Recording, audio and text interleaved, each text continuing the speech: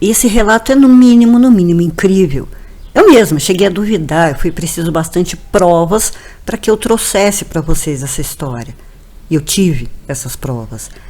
Já faz um tempo, meses, que eu tenho conversado com o paciente e com os familiares da pessoa que passou por isso. E foi tudo confirmado e mostrado. Não é um engano e muito menos invenção da mente deles. Infelizmente, o sonho de ser um investigador sobrenatural acabou para o nosso amigo já na primeira investigação. E ele disse que não tem nenhuma dúvida de que foi atacado pelo corpo seco. Fica aí, essa noite eu vou contar o primeiro relato de Halloween, que é de gelar a alma. E também para reforçar muito o cuidado que todos nós devemos ter ao mexer com forças desconhecidas. E se você não é um paciente do nosso sanatório, aproveita a data de hoje, se inscreva, se interne, ativa o sininho e se gostar, deixa o seu like pra gente. Ring around the rosy. Antes de contar esse relato impressionante, hoje é Halloween e também é aniversário de 9 anos do sanatório. E eu preciso muito agradecer a vocês. De verdade, já era para eu ter desistido há muito tempo, porque são muitas as dificuldades. Mas sempre que eu tô quase desistindo, vocês vêm com uma palavra, com uma sugestão, alguma coisa que me faz desistir de desistir. Então, muito obrigada a cada um de vocês que assistem, curtem, comentam, a vocês que chegaram agora, aos que estão aqui desde o comecinho. Muito obrigada aos padrinhos e madrinhas sempre tão fiéis e a vocês que sempre ajudam quando os bichinhos precisam. Obrigada por não me deixarem desistir. E eu prometo me esforçar para melhorar sempre, para trazer o melhor conteúdo e fazer sempre isso junto com vocês. Vocês merecem sempre o melhor. Então, parabéns para nós, que venha mais um ano de terror e feliz Halloween.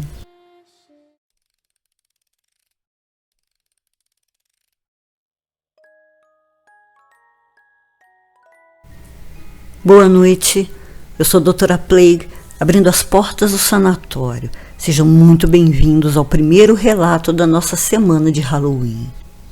Esse relato vem de um paciente do Rio Grande do Sul. E por motivos que vocês vão entender, eu não vou revelar o nome verdadeiro e também nem a cidade onde tudo aconteceu e onde ele vive até hoje.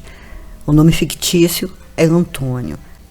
O Antônio me contou que desde criança gostou das histórias e causos de assombrações contados pelos avós, tios e primos, sempre que os visitava no sítio, apesar de ter muito medo.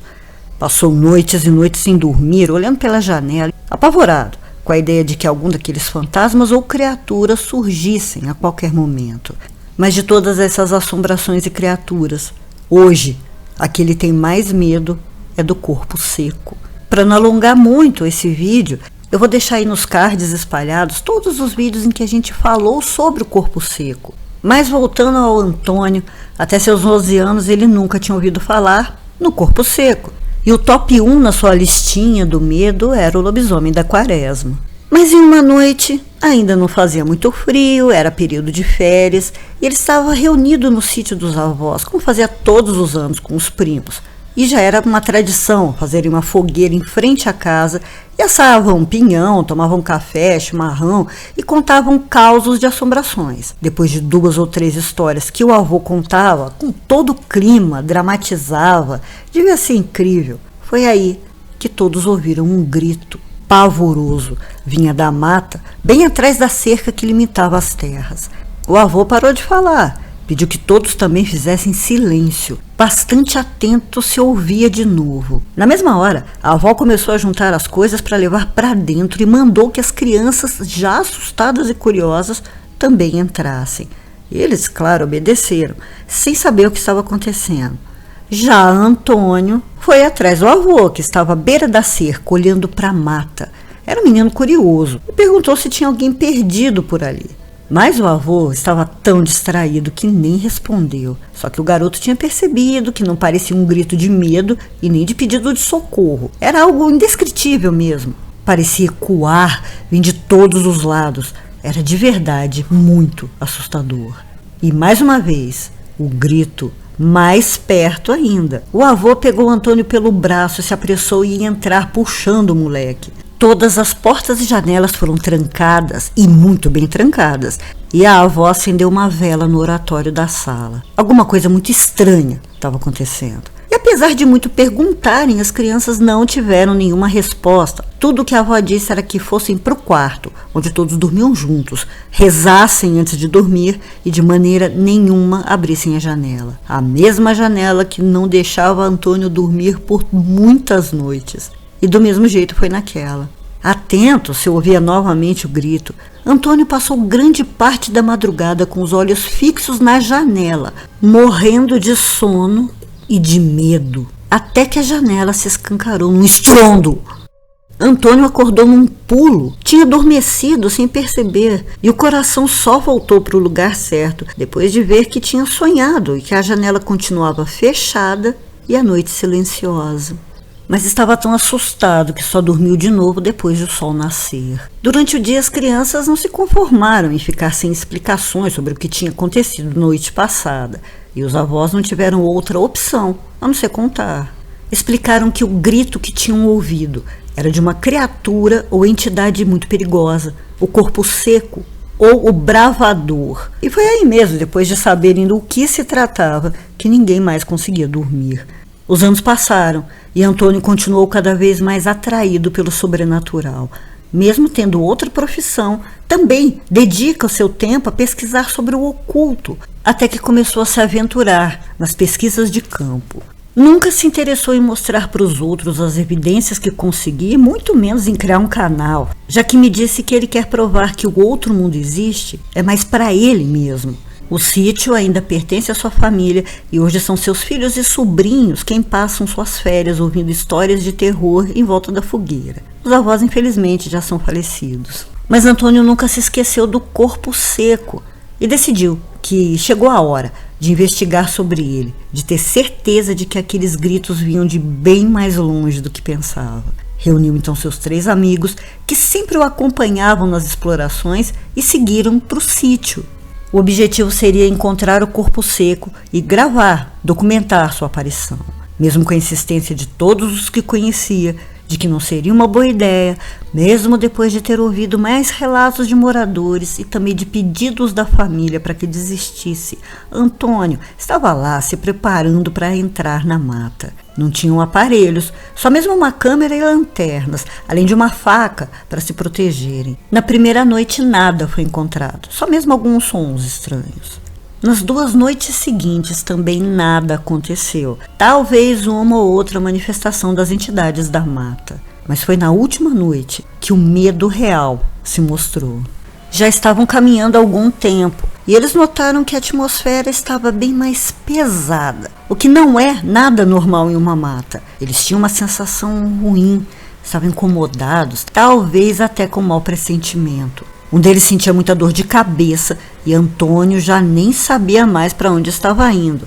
E a mata se fechava cada vez mais. Somente ao passar pela 2ª vez pela mesma árvore, notaram que estavam perdidos. Lembrando que as entidades da mata fazem isso mesmo, elas desorientam os vivos para que eles se percam.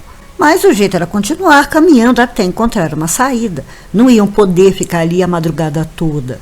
Foi quando ouviram um barulho de água.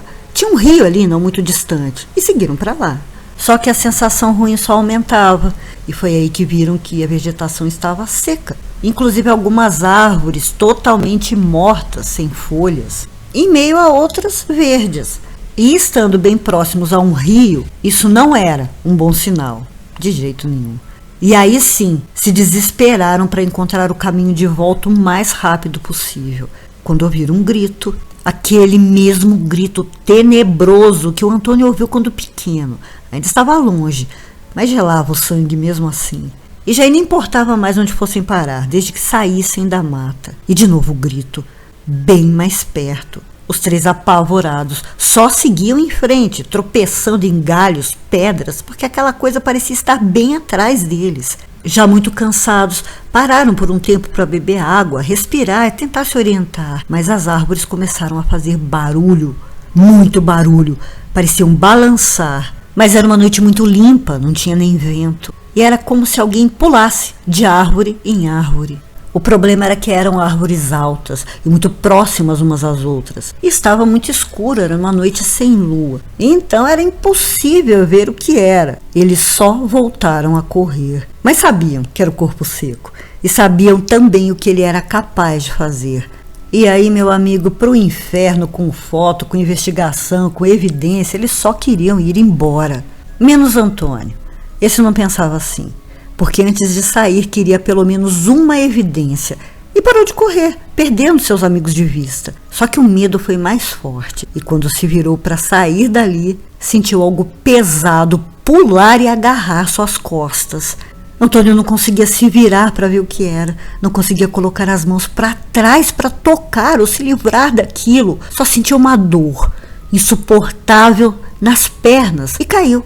Ao mesmo tempo que sua energia estava sendo sugada. Ele apagou. No dia seguinte, Antônio acordou no carro dos amigos a caminho de um hospital. Essa noite de pavor aconteceu há 3 anos e ainda hoje Antônio não recuperou totalmente o movimento das pernas e ainda sente dores. Seus exames revelaram trauma na coluna e desde aquela noite ele trata de anemia e esgotamento. Durante os meses em que precisou se explicar para pessoas desconhecidas, até para os médicos, só dizia que caiu de um barranco e só mesmo seus amigos e família sabem de verdade o que causou aquilo.